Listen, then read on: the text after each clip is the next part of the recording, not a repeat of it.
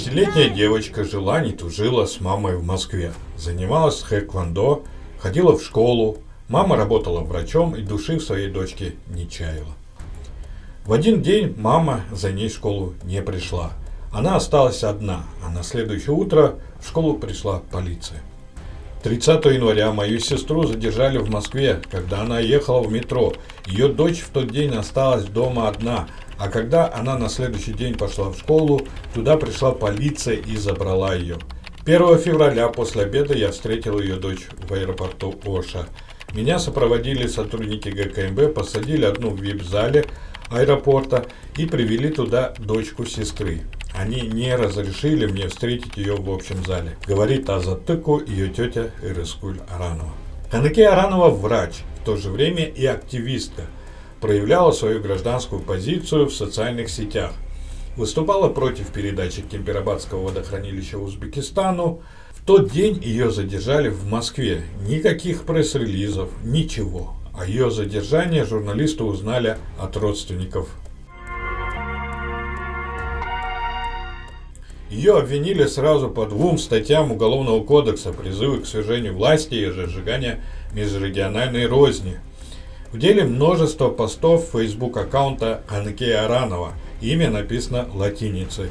Но это не ее аккаунт, о чем Каныке не раз предупреждала и даже писала заявление. К примеру, вот ее пост от 20 января за 10 дней до ареста. А это она сказала нам в интервью. Мой телефон забрали 30 января при задержании. 1 февраля я его открыла следователю ГКМБ. После его доставили в МВД. Когда я зашла, он лежал на столе у следователя Улана Джапекова. После выяснилось, что они удалили мой эфир про фейковый аккаунт, а мое заявление к ГКМБ дело не пришили, утеряли.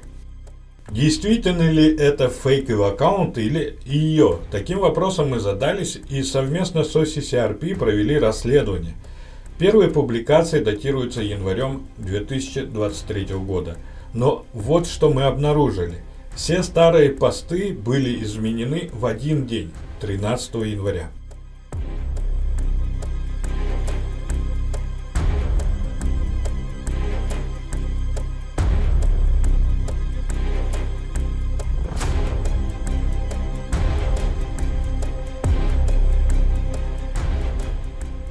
Как вы видите, старые публикации были совсем другие. К примеру, пост про то, что Садыр Джапаров связан с Китаем, ранее был в поддержку некого Максата Атаева. Пользователь доказывал, что он достоин стать главой отдела в мэрии Джалалабада.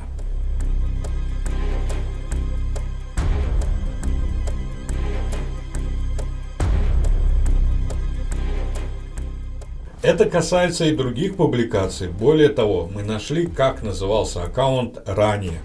Обычный поиск нам дал результаты.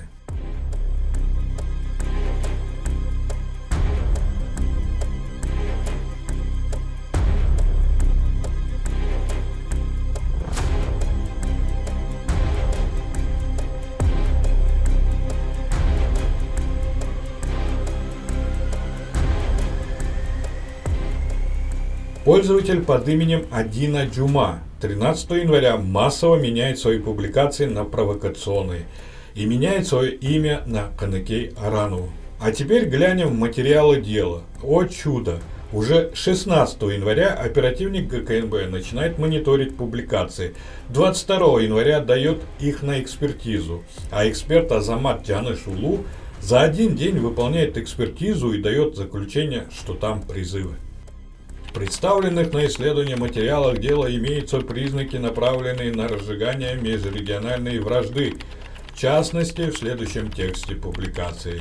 Садыр трайбалист, Оштун балдар намыс сысыңар, көлдіктер басып кетті баржоқ қызматқа.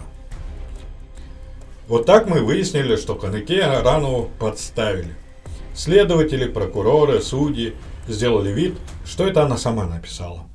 А ее заявление и видео по фейковому аккаунту просто уничтожили и удалили. Более того, ей, как матери-одиночке, не дали отсрочки наказания до наступления совершеннолетия дочки. Эти все их деяния квалифицируются законами Кыргызстана как преступление. фальсификация уголовного дела и вынесение заведомо незаконного судебного решения. С вами был Болот Темиров. До новых встреч.